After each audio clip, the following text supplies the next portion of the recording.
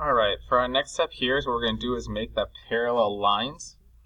Okay, so remember, in order to make parallel lines, basically what we're doing is copying an angle. So therefore, by the converse of the corresponding angle theorem, we can have two lines parallel to each other. So we're going to copy this right angle and make another right angle right here above C. So C is going to be the vertex for that point.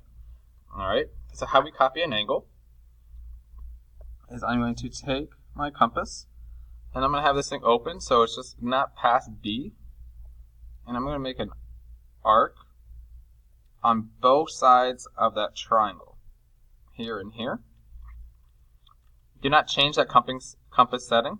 Put it on point C and kind of make yourself a nice big arc there.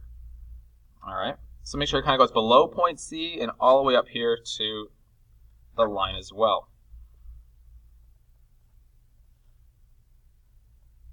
Okay, so I put like no little dots there because it helps me know where I'm going to put my compass setting. So now I'm going to change it. I'm going to open my compass setting up to the distance between those two arcs of the triangle. Alright, and then I'm going to move it up to the very top dot that we made and make an arc.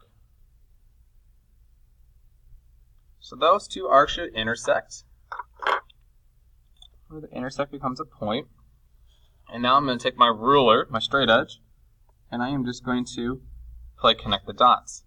So I'm going to make sure my line goes pretty far.